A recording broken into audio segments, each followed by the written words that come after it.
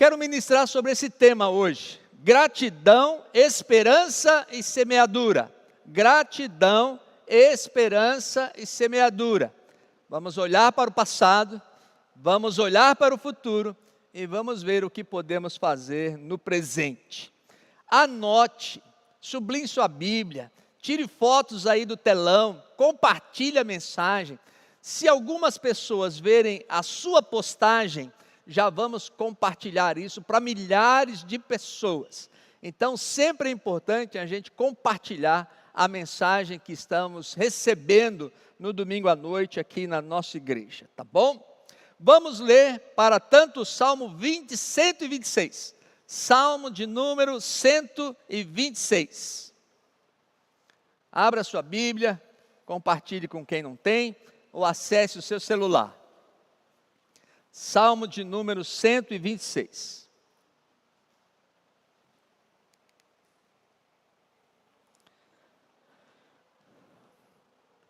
Diz assim: quando o Senhor restaurou a sorte de Sião, ficamos como quem sonha. Então a nossa boca se encheu de riso, e a nossa língua de júbilo. Então entre as nações se dizia: grandes coisas o Senhor tem feito por eles. Verso 3: com efeito, grandes coisas fez o Senhor por nós, por isso estamos alegres. Restaura, Senhor, a nossa sorte, como as torrentes do Neguebe. Os que com lágrimas semeiam, com júbilo ceifarão. Quem sai andando e chorando, enquanto semeia, voltará com júbilo, trazendo os seus feixes. Amém, irmãos? Vocês estão aí? Amém. Não deixe o calor abalar vocês. Vamos repetir o verso de número 3, tá bom? Com efeito, grandes coisas fez o Senhor por nós, por isso estamos alegres. Então eu vou falar e vocês vão repetir, tá? Com efeito. Tá fraco. Com efeito. Grandes coisas fez o Senhor por nós. Por isso estamos alegres. Amém, glória a Deus, amém. Porque, vamos lá, irmãos, grandes coisas fez o Senhor por nós, por isso nós estamos alegres.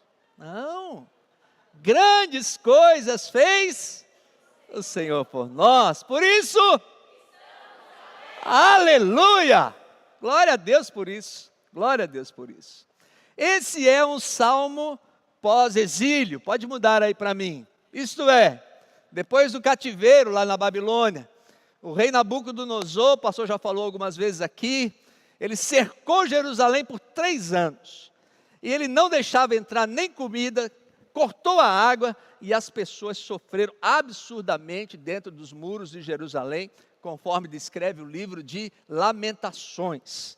Era fome, tristeza e dor.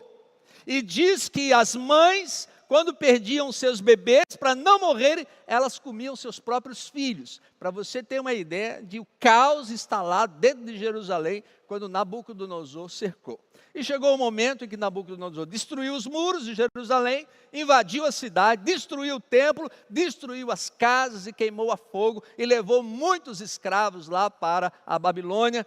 Diz o texto sagrado que muitas crianças ficavam pelas ruas da cidade de Jerusalém, com a boca seca, sem alguém para lhes dar água, e muitos clamando para comerem alguma coisa ou tomarem leite, e ninguém lhes dava.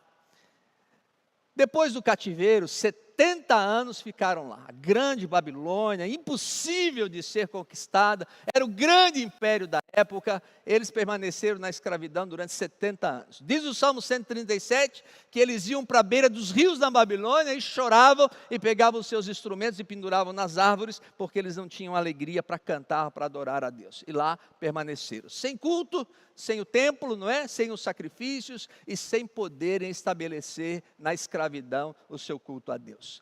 Mas, de repente, algo extraordinário aconteceu.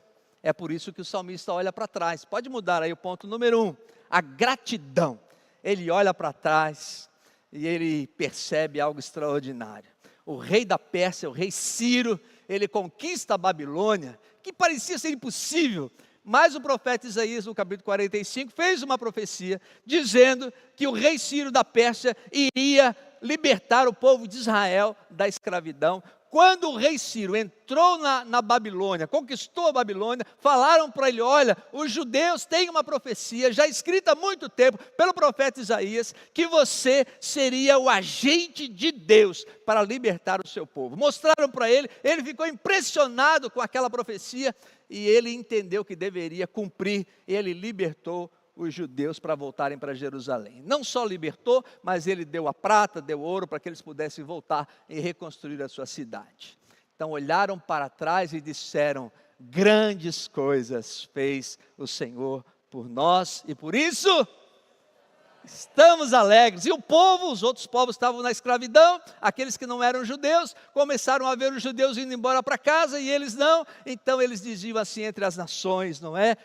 Deus fez grandes coisas por eles. E os judeus respondiam: com efeito, grandes coisas fez o Senhor por nós. Aleluia. Meus irmãos, você já teve um dia assim, onde eles dizem no Salmo: nós éramos como quem? Como quem sonha. A gente não imaginava. Era impossível, era uma coisa assim que nem passava pela nossa cabeça, mas agora estamos voltando para casa e nós estamos cantando e pulando, e nós éramos como quem sonha, como que dizendo assim: me belisca, parece que não é verdade. Se você olhar para trás, com certeza, você pode ver as grandes coisas que Deus já fez na sua vida. Deus já te abençoou, te fortaleceu, já te deu prosperidade. Se às vezes queria comprar aquele terreninho, Deus te abençoou e você fala: pastor, me belisca, eu estou construindo a minha casinha, pastor, comprei meu carrinho, fiz aquela viagem, pastor, queria tanto me casar, olha só, pastor, estou casada. Senhor, me belisca, parece um sonho, não é? Ou você queria ver alguém da sua família convertido, alguém que aceitasse Jesus, alguém que fosse batizado, um filho que fosse batizado, e quando você alcança, você pensa assim: nossa, eu estou vivendo um sonho, porque era inacreditável que isso acontecesse.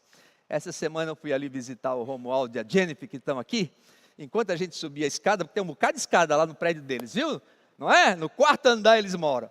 E a gente estava subindo a escada e ele falou assim: pastor, quando a gente leu a notícia do médico que a quimioterapia está dando resultado, o tumor está residindo, nós dois pulávamos do quarto, não foi assim? Nós dois pulávamos do quarto. Parece um sonho. Aquilo que parecia ser tão desesperador algum tempo atrás, não é? Graças a Deus. E aí eles vão poder dizer: grandes coisas fez o Senhor por nós, e por isso estamos alegres.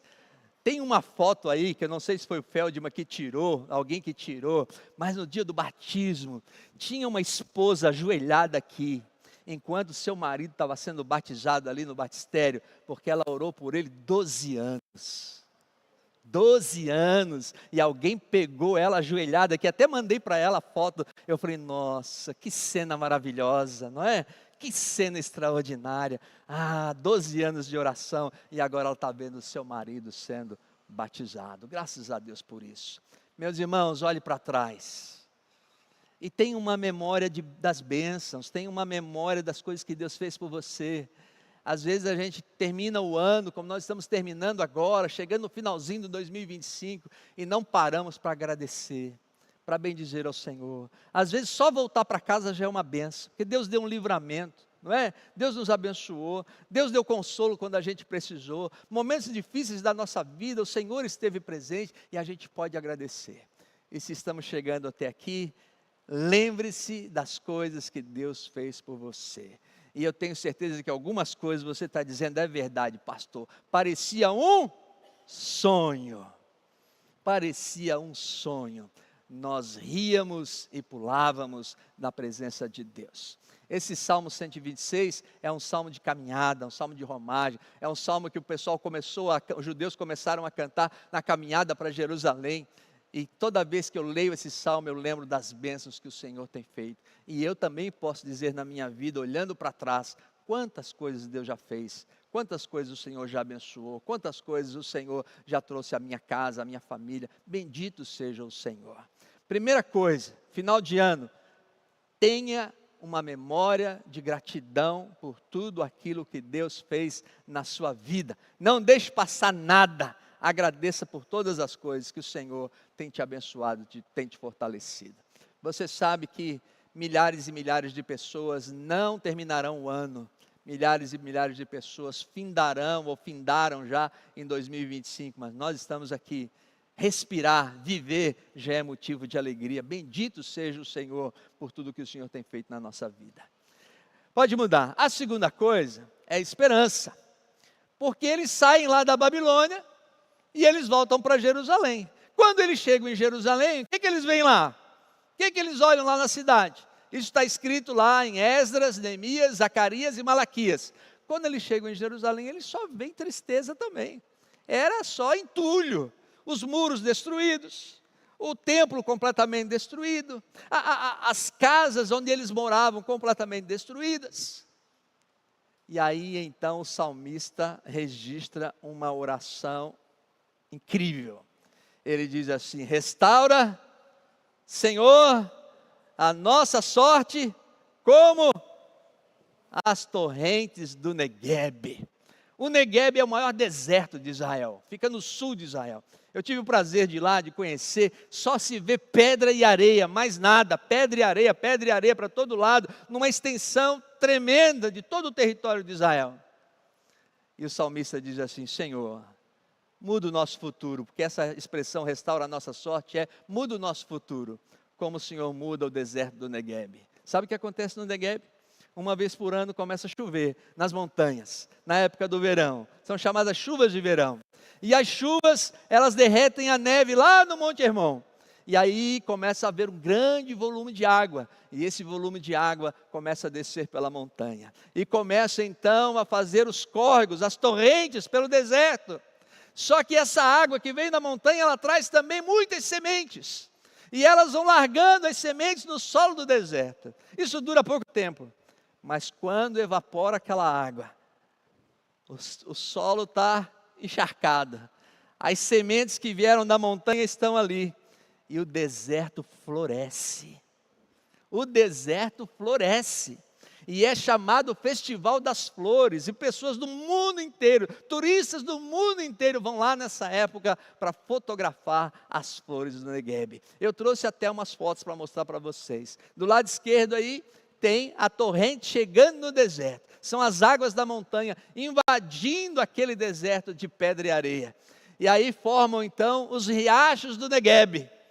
Mas à medida que a terra então fica seca de novo, as sementes estão ali e elas começam a florescer. Olha, irmãos, essas flores do deserto, ninguém imaginava, ninguém acreditava. E tem uma coisa lá que eu até tirei foto. Sabe o que eu tirei foto? Da placa que dizia assim: cuidado com a correnteza.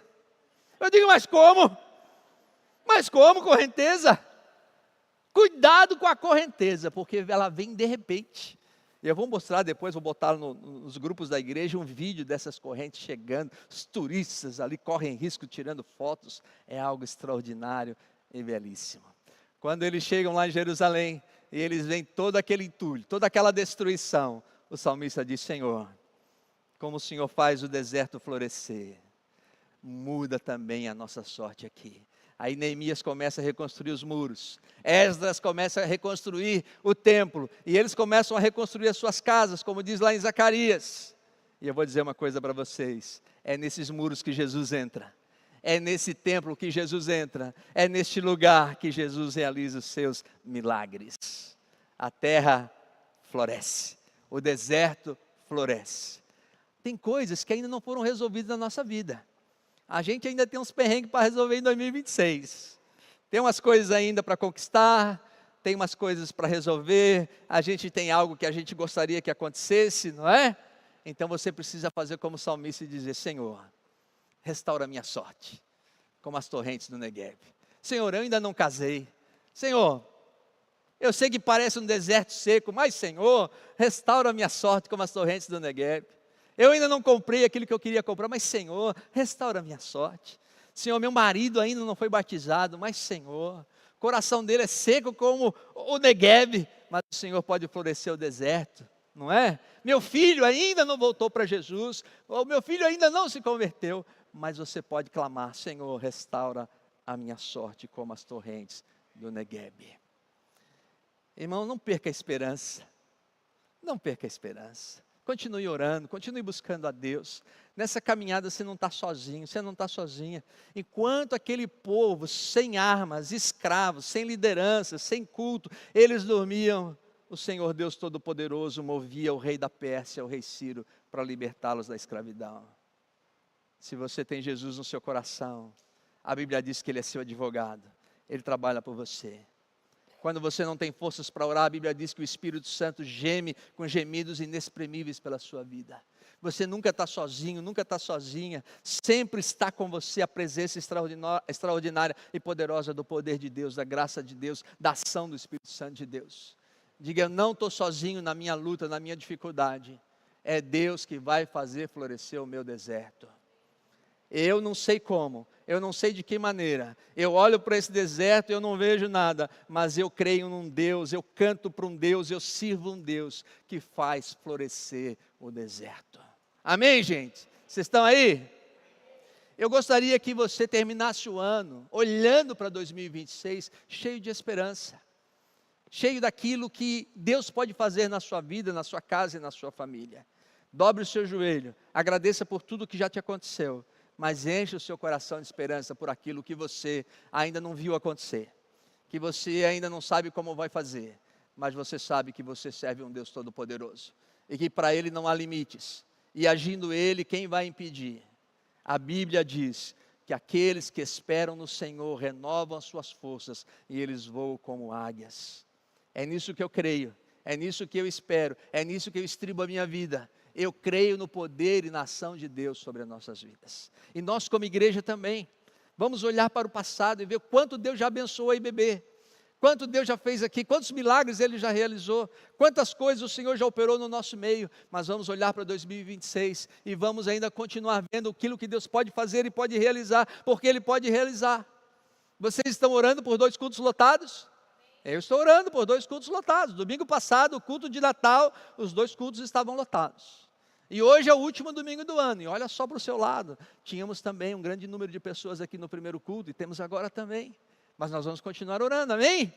Por que não 2 cultos lotados? Por que não?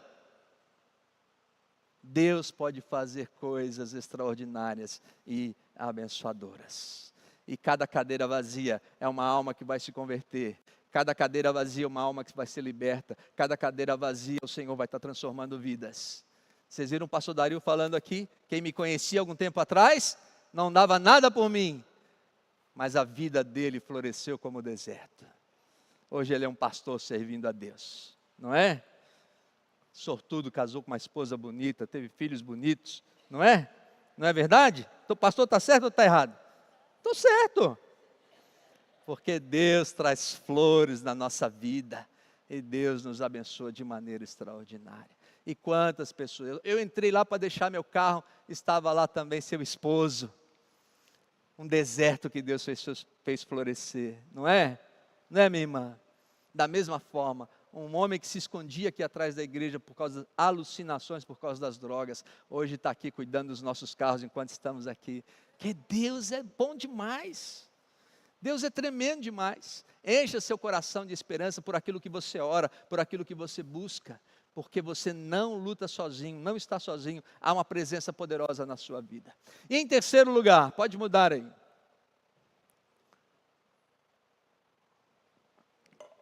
O salmista vai terminar o salmo com um princípio que está na palavra de Deus, de Gênesis ao Apocalipse. Os patriarcas falaram sobre esse princípio, que é o princípio da semeadura e da colheita. Os reis falaram sobre esse princípio, os profetas falaram, nós temos Jesus falando sobre semeadura e colheita, nós temos os apóstolos falando sobre semeadura e colheita. Esse é um princípio do reino de Deus. A Bíblia diz que a semeadura e a colheita fazem parte da nossa vida. A gente olha para trás e a gente agradece a Deus. A gente olha para o futuro e a gente enche o coração de esperança. Mas agora, nesse momento, tem algo que eu e você podemos fazer, que é a semeadura, para podermos ter uma boa colheita.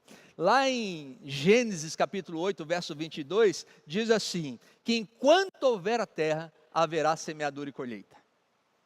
Enquanto houver a terra, lá no Gênesis, enquanto houver a terra, haverá semeadura e colheita. Ali em 2 Coríntios 9,6, Paulo diz assim, se você semeia pouco, você colhe pouco. Mas se você semeia muito, você colhe muito. E lá em Gálatas 6, 7 a 9, Paulo vai dizer assim, tudo aquilo que o homem semear, isso também se fará. Então, tudo aquilo que o homem semear, isso ele vai colher. E ele diz mais, quem semeia na carne colhe para a corrupção, mas quem semeia no Espírito colhe para a vida eterna. Tem muitas coisas que nós estamos vivendo hoje, de bom ou de ruim, que são coisas que nós semeamos um tempo atrás. Ok? Estamos colhendo as nossas sementes agora.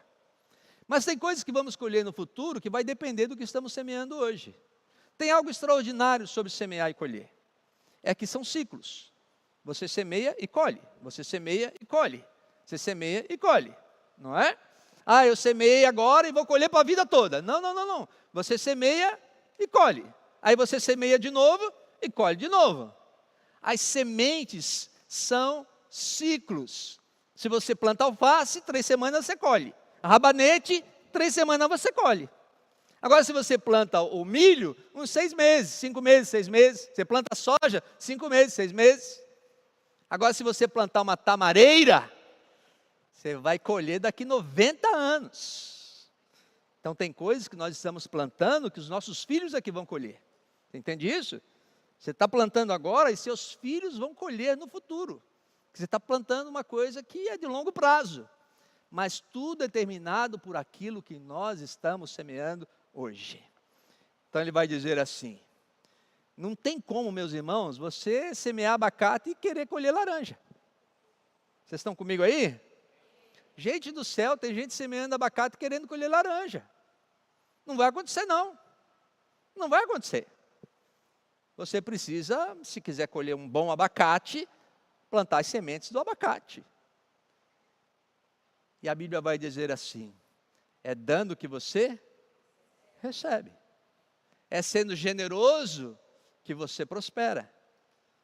Quem semeia vento, isso não é ditado popular, isso é palavra de Deus. Está lá no livro de Oséias. Quem semeia vento, colhe tempestade. Então o desafio para hoje é escolher as nossas sementes. Porque o que eu estou colhendo hoje, foi coisas que eu semeei algum tempo atrás. Mas o que eu vou colher amanhã, é o que eu vou semear hoje. Então vamos plantar sementes de amor, de bondade, de generosidade. Vamos plantar as nossas sementes de compromissos com Deus. Nós vamos começar agora em janeiro uma série Enraizados. Vai falar do fincar as raízes no solo. E nós precisamos plantar essas boas sementes de boas raízes, boas árvores. Então o desafio para a gente não é para o futuro, é para agora. As sementes precisam ser semeadas hoje. É lá em casa, com a esposa, com os filhos. É aqui na igreja, com os nossos irmãos, com o nosso serviço, a nossa adoração. É lá na nossa fábrica, no nosso trabalho, na nossa loja. É nos nossos negócios. Como é que eu quero colher alguma coisa diferente no futuro, se eu continuo plantando as mesmas sementes do mesmo jeito? Então essa lei é um princípio divino. Vamos plantar corretamente. Vamos plantar boas sementes, porque isso é bíblico. A colheita está garantida. Palavra de Deus para nós. E aí o salmista vai dizer uma coisa que eu acho maravilhosa. Ele diz assim, andando e... O que diz o texto aí, o último versículo? Andando e não ouvi. O que diz o último versículo?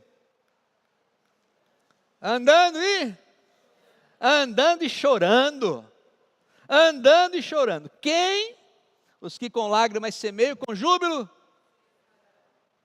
Quem está plantando, andando e chorando, voltará com alegria colhendo os seus feixes. Irmãos, olha aqui para mim. Não é parar de chorando. Não é parar de chorando. É andando e chorando. Pegou aí, preto? É andando e chorando. Eles chegaram lá em Jerusalém. Tudo destruído, muro destruído, templo destruído, as casas destruídas. O que eles chegaram? Parar de chorando? Andando e chorando. Livro de Neemias fala que ele numa mão pegava a colher do pedreiro, na outra mão pegava a espada, e eles começaram a reconstrução, reconstruíram os muros em 52 dias, com dificuldade, com luta, o Sambalat e o Tobias contra eles, mas eles lutando, e às vezes dói, às vezes o processo é doloroso, às vezes as dificuldades vêm, mas eles estão andando, irmãos. O deserto não é lugar para você parar, o deserto não é a tua morada, o deserto é o lugar da passagem, o deserto é o lugar para você viver aquele processo, porque Canaã está na frente, Jerusalém está na frente. O deserto é o lugar onde Deus trata você, trata seu coração, mas não é o lugar onde Deus vai te deixar. Continua andando. Está doendo, continua andando. Está com dificuldade, continua andando. Vem as lágrimas, continua andando. Continua plantando suas sementes. Sementes boas, sementes de verdade, de bênção. Porque agora às vezes eu estou colhendo umas sementes ruins, a minha colheita está muito ruim. Não é para mim ficar parado. É para nesse momento continuar semeando. Às vezes com lágrimas. Porque essa colheita que eu plantei um tempo atrás vai acabar. Eu vou colher tudo. Vou colher tudo, vai acabar. Mas aquilo que eu plantei em choro, eu plantei com sacrifício, plantei com a luta, eu vou colher também. Daqui a pouco eu vou colher. E vai ser uma colheita abençoada e uma colheita com alegria. Amém, gente? Vocês estão aí? E por último, para nossa reflexão enquanto a banda entra. Aquilo que nós, com fidelidade, meus irmãos, plantamos agora, são os milagres que nós vamos gerar amanhã. Se você anotar isso, fidelidade não é para amanhã, a fidelidade é para hoje, é para agora. É para você fazer compromissos com Deus, dobrar o seu joelho, terminar o ano bem. Muitas coisas aconteceram, algumas boas, algumas ruins, mas você assume o compromisso de plantar agora, para em 2026 colher coisas extraordinárias e abençoadoras. Em nome de Jesus, eu desafio você, como igreja de Jesus neste lugar, você que está visitando a igreja hoje, você que está em casa, está ouvindo essa palavra, decida no seu coração, olhar para trás e agradecer todas as bênçãos de Deus, olhar para frente e encher o seu coração de esperança, mas decidir hoje plantar sementes dentro do reino de Deus, sementes de fidelidade a Deus, porque quem planta no Espírito, colhe no Espírito e colhe para a vida eterna. Vamos ficar de pé? Deixa o pastor orar por vocês. Feche seus olhos. Você lembra de algumas coisas que você pode dizer, grandes coisas fez o Senhor por mim. Nesse ano de 2025, agradeça a Deus aí. Grandes coisas fez o Senhor por mim. Alegria no meu coração, gratidão. Mas eu ainda tenho umas coisas que estão puro entulho para o ano que vem. Coisas quebradas, coisas que precisam ser restauradas, coisas que precisam ser reconstruídas. Então faça essa oração. Senhor, como o Senhor restaura e faz florescer o Negueb, faz florescer meu deserto também. Porque no meu deserto eu continuo confiando em Ti. Na minha luta eu continuo confiando em Ti. Na minha dificuldade eu continuo confiando em Ti. O Senhor é o meu Senhor, o meu Salvador. O Senhor é o meu Deus. E agora escolha as suas sementes. O que você vai plantar agora, para colher amanhã. O que você vai plantar nesses próximos dias, nesses próximos meses, para que você tenha a colheita que você tanto espera. Mude as sementes. Escolha bem as sementes. Escolha em oração. Escolha lendo a palavra de Deus. Faça os seus compromissos com Deus. E o Senhor é fiel. Nós é que às vezes somos infiéis, mas Deus é sempre fiel, é sempre bom. Vamos plantar no reino de Deus, para podermos colher na sua presença. Assim, ó Deus, nós clamamos e pedimos a tua bênção sobre todos os irmãos aqui, todos os irmãos que estão em casa, que a maravilhosa graça do Senhor, esse extraordinário milagre que os judeus viveram lá na Babilônia ao voltarem para casa, faz de novo, Senhor, faz de novo, opera de novo, faz, ó Deus, de novo o deserto florescer, em nome de Jesus, clamamos pela ação e pelo favor do Senhor sobre nós, amém.